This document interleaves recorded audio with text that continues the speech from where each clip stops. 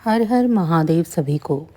मान्यता है कि अगर रविवार के दिन सूर्यदेव की श्रद्धापूर्वक पूजा अर्चना की जाए तो मनुष्य के जीवन में सुख समृद्धि और धन संपत्ति की कोई कमी नहीं रहती है। रविवार का दिन सूर्यदेव को समर्पित है। मान्यता है कि अगर रविवार के दिन सूर्यदेव की श्रद्धापूर्वक पूजा अर्चना की जाए तो मनुष्य के जीवन में सुख समृद्धि और धन संपत्ति की कमी नहीं रहती है। साथ ही शत्रुओं से सुरक्षा भी होती है। सूर्यदेव का व्रत करने के साथ साथ अगर आप इनकी व्रत कथा भी सुनते हैं तो आपकी सभी मनोकामनाएं पूर्ण हो जाती हैं। तो चलिए जानते हैं सूर्यदेव की व्रत कथा के बारे में। प्राचीन काल की बात है, एक बुढ़िया थी जो नियमित तौर पर रविवार के दिन सूर्यदेव से पूर्व उठकर नित्य कर्मों से निर्वृत्त होकर अपने आंगन को गोबर से लीपती थी जिससे वे स्वच्छ हो सके। इसके बाद वे सूर्यदेव की पूजा अर्चना करती थी, साथ ही रविवार की व्रत कथा भी सुनती थी। इस दिन वो एक समय भोजन करती थी और उससे पहले सूर्यदेव को भोग लगाती थी। सूर्यदेव उस बुढ़िया से बेहद प्रसन्न थे। यही कारण था कि उसे किसी भी तरह का कोई कष्ट नहीं था और वह धन धान्य से परिपूर्ण थी। जब उसकी पड़ोसन ने देखा कि वो बहुत सुखी है तो वो उससे जलने लगी। बुढ़िया के घर में गाय नहीं थी, इसीलिए वो अपने पड़ोसन के आंगन का गोबर लेकर आती थी, क्योंकि उसके यहाँ गाय बंधी रहती थी। पड़ोसन ने बुढ़िया को परेशान करने के लिए कुछ सोचकर गाय को घर के अंदर बांध दिया। अगले रविवार बुढ़िया को आंगन लीपने के लिए बुढ़िया को गोबर नहीं मिला। इसी के चलते उसने सूर्यदेव को भोग भी नहीं लगाया, साथ ही खुद भी भोजन नहीं किया और पूरा दिन भूखी प्यासी रही और फिर सो गई। अगले दिन जब वह सोकर उठी तो उसने देखा कि उसके आंगन में एक सुंदर गाय और एक बछड़ा बंधा था। बुढ़िया गाय को देखकर हैरान रह गई। उसने गाय को चारा खिलाया। वहीं उसकी पड़ोसन बुढ़िया के आंगन में बंधी सुंदर गाय और बछड़े को देखकर और ज़्यादा जलने लगी, तो वह उससे और अधिक जलने लगी।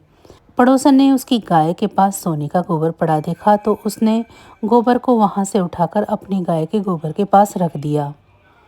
सोने के गोबर से पड़ोसन कुछ ही दिनों में धनवान हो गई।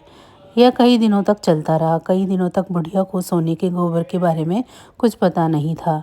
ऐसे में बुढ़िया पहले की तरह ही सूर्यदेव का व्रत करती रही, साथ ही कथा भी सुनती रही। इसके बाद जिस दिन सूर्यदेव को पड़ोसन की चालाकी का पता चला तब उन्होंने तेज आंधी चला दी। तेज आंधी को देखकर बुढ़िया ने अपनी गाय को अंदर बांध दिया। अगले दिन जब बुढ़िया उठी तो उसने सोने का गोबर देखा तो वह बहुत ही आश्चर्यचकित हुई। तब से लेकर आगे तक उसने गाय को घर के अंदर ही बांधा। कुछ दिन में ही बुढ़िया बहुत ही धनी हो गई। बुढ़िया की सुखी और धनी स्थिति को देखकर पड़ोसन और जलने लगी। पड़ोसन ने अपने पति को समझा बुझाकर उसे नगर के राजा के पास भेजा। जब राजा ने उस सुंदर गाय को देखा तो वह बहुत खुश हुए। सोने के गोबर को देखकर तो और भी खुशी का ठिकाना न रहा। उसे नगर के राजा के पास भेज दिया। सुंदर गाय को देखकर राजा बहुत खुश हुआ। सुबह जब राजा ने सोने का गोबर देखा तो उसके आश्चर्य का ठिकाना न रहा।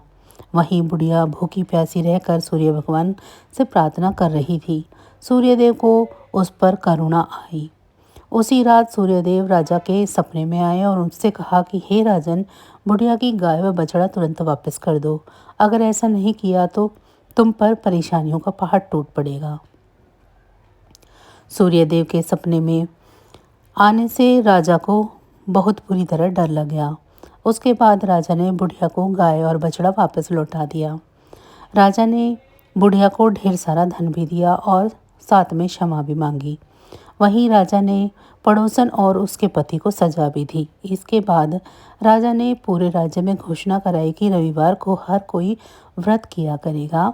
सूर्यदेव का व्रत करने से व्यक्ति धन धान्य से परिपूर्ण हो जाता है और साथ ही घर में खुशहाली भी आती है।